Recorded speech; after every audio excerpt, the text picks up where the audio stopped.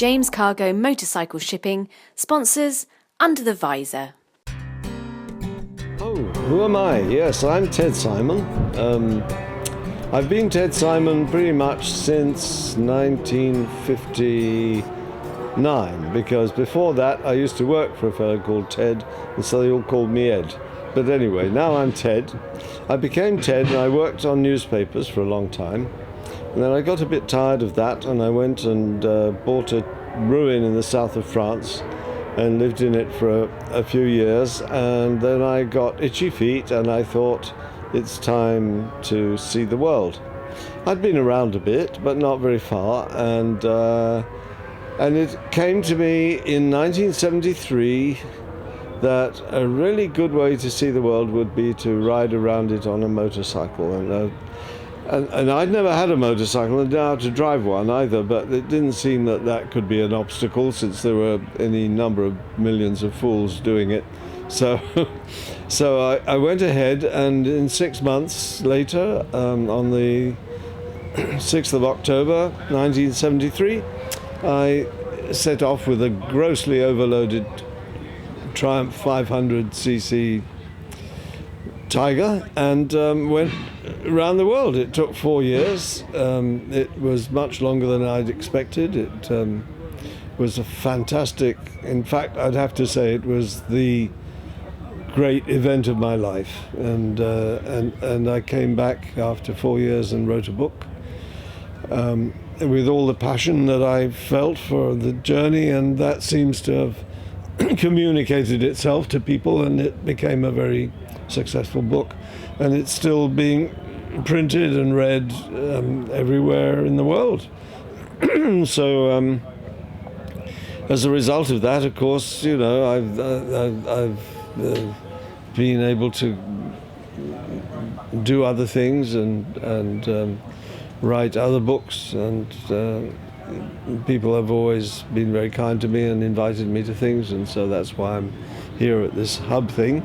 Well, there was another book in between which doesn't get much attention, but it was a very good book, because 4 years is a very long time and an awful lot of things happen in 4 years, and I didn't dare put it all in one book. I thought the book would be far too long and nobody would publish it, and so when the book did succeed so well, I went back and did a lot of the other stuff that I wish I'd written in the first place, and so there's another book called Riding High, which is also about the first journey.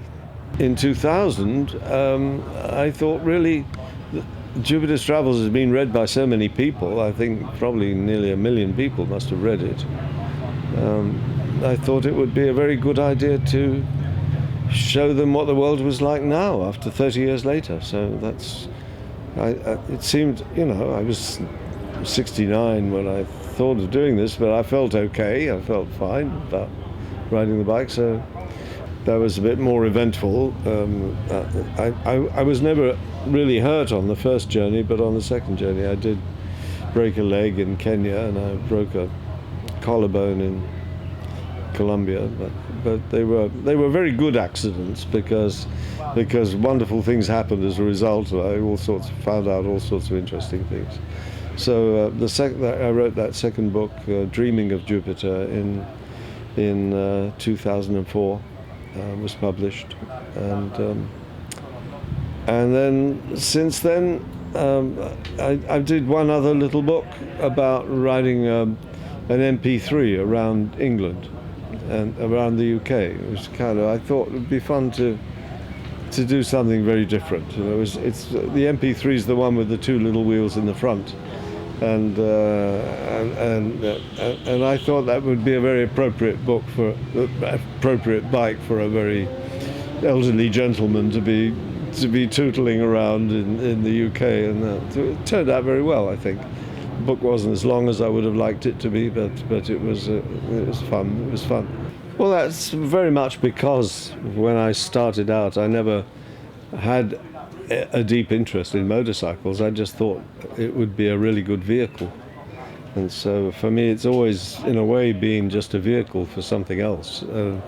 It's not that I don't like riding, but I like riding bikes. But I'm not a very good motorcyclist, really. Not, in spite of all the experience that I've had. I mean, I remember when the first book came out, one motorcycle journalist in America complained bitterly. He said, well, he never even got up on his pegs. And actually nobody had ever told me that was something you should do. So I didn't know about things like that, and riding over sand and so on. I just had to struggle through with what little information I had, and I was never taught. The bike has been a sort of companion and not really a major focus of my experiences. But I don't know what I would have done without it, because it's a wonderful way to travel. Well, of course I don't like the bureaucracy. I don't like the way politics is getting in the way of it. And it's very hard for me not to make unfortunate comparisons between the way it was when I first did it and the way it is now. I got wonderful feedback from everybody, wherever I was. I was always a phenomenon, and so I fed off that, and I was able to get into people's lives and homes and really into their psyches, very easily. And I regret that now, because there are so many of us doing it. And there's such an industry grown up around it, and I'm not really very happy about the way everybody assumes that you have to be all kitted out and fitted with the best bike and so on, because I've shown that you can do it with nothing, and really people ought to put that ahead of buying stuff. I'd like it to be a fashion, and I think C90s would be they'd be a great bike to ride.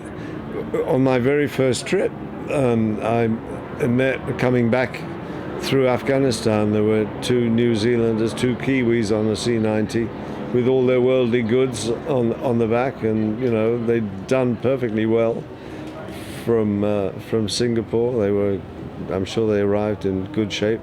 So yeah, exactly, that's right. And I've just been reading this marvelous book by Antonia Bolingbroke-Kent about her trip through the Ho Chi Minh Trail, all the way through Laos and Cambodia and everywhere on a C90. And so it's obviously you can do anything. You can actually go anywhere on anything, I'm quite convinced. And so all this stuff about beautiful bikes doesn't excite me a lot. I think people will treat you just pretty well whatever you go on. But on a C90 or a Vespa, you're going to need much more than you do if you're fully equipped to do this huge Transworld thing. And it's needing things that puts you in touch with the world so much better than if you don't. I mean, it'll take you longer, so you have much more exposure to people, and you might well need more help.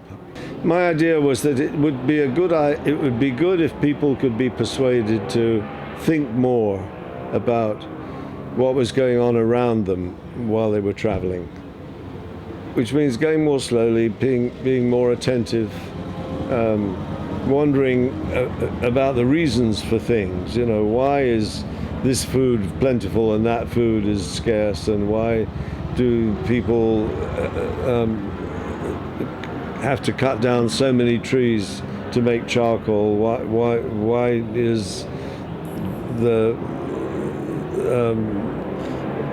is the economy so terrible that you can't change your money? All these things that happen along the way have a reason, and they have to do with what's going on in the world. And I would like to persuade people to spend more time, put more energy into trying to find out why these things are happening. Come back with some kind of a story about that.